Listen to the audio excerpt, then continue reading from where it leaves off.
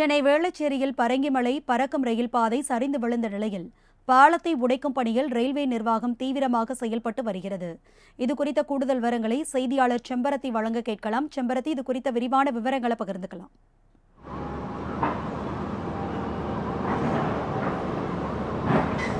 வணக்கம் அரசி. 2008ஆம் ஆண்டே வேளச்சேரியிலிருந்து பரங்கிமலை பறக்கும் ரயில் திட்டத்தினுடைய அடுத்த கட்ட பணிகளை தொடங்கி அதற்கு பிறகாக ஒரு 15 ஆண்டுகள் கழித்து மீண்டும் 2023ஆம் ஆண்டு இறுதியில் இந்த பணிகள் மீண்டும் துவங்கி நடைபெற்று வந்து கொண்டிருந்தது. குறிப்பாக வேளச்சேரியிலிருந்து பரங்கிமலை வரையிலுமே 5 கிலோமீட்டர் தொலைவிற்கு கிட்டத்தட்ட ஒரு 4.5 கிலோமீட்டர் வரையிலுமே பணிகள் நடைபெற்று முடிந்து 500 கிலோமீட்டர் தொலைவில் கட்டுமான பணியின் பொழுது இந்த தில்லை கங்காநகர் பகுதியின் அருகே இந்த பாலமானது இடிந்து விழுந்து ஜனவரி மாதம் 19ஆம் தேதி ஒரு விபத்துக்கு உள்ளாகியிருந்தது. 495 கோடி ரூபாய் செலவில் வேளச்சேரியிலிருந்து கடற்கரையிலிருந்து வேளச்சேரி வரையிலும் இருக்கும் அந்த பறக்கும் ரயில் திட்டத்தை வேளச்சேரியிலிருந்து பரங்கிமலை வரையிலும் நீடிப்பதற்கான அந்த பணிகளும் நடைபெற்று வந்த சூழலில்தான் 5 கிலோமீட்டர் தொலைவில் 4.5 கிலோமீட்டர் தொலைவு வரையுமே கட்டுமான பணிகள் நிறைவு பெற்ற நிலையில் ஒரு 500 கிலோமீட்டர் தொலைவில் இருக்கும் பொழுது இந்த விபத்தானது ஏற்பட்டிருக்கிறது. இந்த விபத்து நடைபெற்று முடிந்து கிட்டத்தட்ட ஒரு 3 மாதங்கள், அதாவது நாம் ஏற்கனவே குறிப்பிட்டது மாதிரி ஜனவரி 19ஆம் தேதி இரவின் பொழுது நள்ளிரவில் இந்த விபத்தானது நேரிட்டது. ஆனால் அந்த நேரத்தில் யாரும் இல்லாத ஒரு காரணத்தினால் பெரும் அசம்பாவிதங்களும் தவிர்க்கப்பட்டிருக்கிறது. இந்த நிலையில் ஒரு 3 மாதங்களாகவே இதற்காக ஒரு வழிப்பாதையில் மாற்றப்பட்டிருக்கக்கூடிய காரணத்தினால் இங்கு இருக்கக்கூடிய இடத்தில் அதிக அளவில் சுற்றுச்சூழல் பாதிப்பும் ஏற்பட்டிருக்கிறது. அதே போன்று போக்குவரத்து நெரிசல் ஏற்பட்டிருப்பதாகவும் பொதுமக்கள் பலரும் குற்றம் சாட்டியிருக்கிறார்கள். இன்னும் 1 மாத காலத்தில் இதனுடைய பணிகள் விரைந்து முடிக்கப்படும் என ரயில்வே துறை அதிகாரிகள் தெரிவித்த போதிலும் கூட இங்கு இருக்கக்கூடிய பணிகள் எப்படி நடைபெறுகிறது, அது தொடர்பாக இங்கு இருக்கக்கூடிய பொதுமக்கள் நம்மிடையே இருக்கிறார்கள். அவர்களிடம் கேட்டு தெரிந்து கொள்ளலாம். ஐயா வணக்கம், உங்கள் பேர், நீங்கள் எத்தனை வருஷமாக இந்த பகுதியில் வசிக்கிறீங்க, இந்த பணிகளால் எந்த மாதிரியான பாதிப்புகள் உங்களுக்கு ஏற்பட்டிருக்கு? என்னுடைய பெயர் டிஎஸ் இளங்கோ. நான் 12 வருடம் இந்த பகுதியை வசிக்கிறேன். இந்த ரயில்வே பணி ஆரம்பித்து இந்த பிரிட்ஜு மேம்பாலம் வேளச்சேரி பறக்குமுறையில் ஒரு பாதி இடிஞ்சு விழுந்து ஜனவரி மாதத்துலேருந்து அப்படியே கடந்தது. 2 மாதம் எந்த வேலையும் செய்யாமல் இருந்து இப்போ 1.5 மாதமாக செய்துட்டு இருக்காங்க.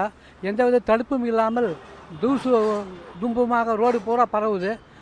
ஒரு வழி பாதையை ஆக்கி இரு பக்கமும் ஒரே பாதையில் போகிறதுனால டிராஃபிக் நெரிசலும் அதிகமாக இருக்குது. ஜனங்களுக்கு கண் எரிச்சல், ஆஸ்துமா கம்ப்ளைண்ட் வரதுக்கு வாய்ப்பு இருக்குது. இந்த பெயிண்ட் அடிக்கிறாங்க, பெயிண்ட்டு கார் டூவீலர் தான் பாதிக்குது. ஒரு பாதுகாப்பு இல்லாத முறையில் செஞ்சுருக்காங்க. மக்கள் உயிருக்கு பாதுகாப்பாகவும் சுவாச பிரச்சனைக்கு பாதுகாப்போடு பணி செய்யுமாறு கேட்டுக்கொள்கிறேன். விரைவில் முடித்து தருமாறு கேட்டுக்கொள்கிறோம். நன்றி ஐயா. மேலும் ஒரு பொதுமக்கள் நம்மிடையே இருக்கிறார்கள். சார் வணக்கம், நீங்கள் இங்கே எத்தனை வருஷமாக வசிச்சிட்டு இருக்கிறீங்க? இங்கே நேற்று ஒரு 2 நாட்களாக பணிகள் அதிகமாக நடைபெறும் பொழுது நிறையா இதனால் பாதிப்புகள் ஏற்பட்டதாக நிறைய பேர் குற்றச்சாட்டு வச்சாங்க. உங்களுடைய தரப்பு? மெயின் அந்த பாதிப்பு நடந்தது, அதை உடைக்கிறாங்க.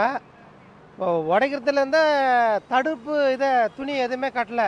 அதோட தூசி எல்லாமே ஃபுல்லாக இங்கே இருக்கிற ஏரியாவுக்கு மொத்த வீட்டுக்கும் போய் பரவுது. அதை நாங்கள் 2 முறை அங்கே சொன்னோம், ஆனால் அவங்க யாரும் கண்டுக்க மாட்டாங்க. எவனுக்கும் தமிழ் தெரியல. அதனால் அந்த இந்துக்கார பசங்க நம்ம சொல்கிறத கண்டுக்க மாட்டேங்கிறானுவோ. மெயின் இந்த இடத்த கிராஸ் பண்ணுற இடத்த என்ன பண்ணுறானோன்னா, வண்டியை கிராஸ் பண்ணக்கூடாது, ஆளும் நடக்கூடாதுன்னு இந்த வேலை செய்கிற இடத்துக்கும் அந்த இடத்துக்கும் எப்படியும் ஒரு 150 அடி இருக்குது. அதையே போய் மூடிடுறானுவோம். மக்கள் ஒரு பாதியில் தான் போகிறாங்க, 2 பாதியில் போகிறாங்க, இப்போ ஒரு பாதியில் போகிறாங்க. அதனால் நிறைய விபத்து நடக்குது. டெய்லியும் 6 மணிலேருந்து ஒரு 8 மணிக்குள்ளே 2-3 வண்டி இங்கே விபத்து ஆகி போகுது. திலகநாத சபை மேலே ஏறின உடனேமே இதை ரொம்ப அதை கண்காணிப்பாக பார்க்கணும். ஒரு போய் கேட்டால் கூட அவனுக்கு கரெக்டான பதில் சொல்ல மாட்டேங்கிறானுங்க. அவங்க மட்டும் அவன் வேலையை பார்த்துருக்குறானுவா. இடிக்கிறாங்க, மொத்த தூசியை சிமெண்ட்டு ஃபுல்லாக அப்படியே போக மாதிரி போகுது. அந்த எந்த பாதுகாப்பு இல்லை. மெயினாக அதுக்கு அந்த தடுப்பு கட்டலை, துணிங்க எதுவும் கட்டலைங்க சார். அதான் எங்கள் கோரிக்கை. நிச்சயமாக நம்மால் நேரடியாகவே பார்க்க முடியும். நம்முடைய ஒளிப்பதிவாளர் தற்பொழுது அதனை நேரடியாகவே நமக்கு காண்பிப்பார். அதனுடைய பணிகள் நேரடியாக நடைபெற்று வருகிறது. ஆனால் இதனை சுற்றி எந்த ஒரு பாதுகாப்பு வளையமும் போடாமல், அதாவது இங்கு இருக்கக்கூடிய அந்த இடிக்கக்கூடிய அந்த காரணத்தினால் ஏற்படக்கூடிய தூசிகள் அனைத்துமே இங்கு சூழ்ந்து இந்த பகுதியை சூழ்ந்து இருக்கக்கூடிய காரணத்தினால் இதனால் பல்வேறு பிரச்சனைகளும் ஏற்படலாம். அதாவது பொதுமக்கள் ஏற்கனவே குற்றச்சாட்டு வைத்த மாதிரி ஆஸ்துமா, சுவாச பிரச்சனைகள் இருப்பவர்களுக்கு இது ஒரு மிகப்பெரிய ஒரு பிரச்சனையாகவே இருக்கக்கூடும். ஒருபுறம் போக்குவரத்து நெரிசல் என அந்த பீக் ஹவர்ஸ் என்று சொல்லக்கூடிய காலை 8 மணியிலிருந்து 10 மணி வரையிலும் போக்குவரத்து நெரிசலாக இருந்தாலும், மற்றொரு புறம் பார்த்தோம் என்றால் எந்த ஒரு பாதுகாப்பு வளையமும் போடாமல் இந்த பணிகள் நடைபெற்று வரக்கூடிய காரணத்தினால் ரயில்வே துறை தெரிவித்திருக்கக்கூடிய அந்த 1 மாத காலம் வரையிலுமேயே பொதுமக்களுக்கு எந்த பாதிப்பும் ஏற்படாமல் துரிதமான பணிகளை மேற்கொள்ள வேண்டும் என்பதும் இங்கு இருக்கக்கூடிய பொதுமக்களுடைய ஒரு கருத்தாகவும் இருக்கிறது. அரசி, சென்னை வேளச்சேரியிலிருந்து எமது செய்தியாளர் செம்பருத்தி கொடுத்த கூடுதல் விவரங்களை கேட்டும் நன்றி செம்பருத்தி.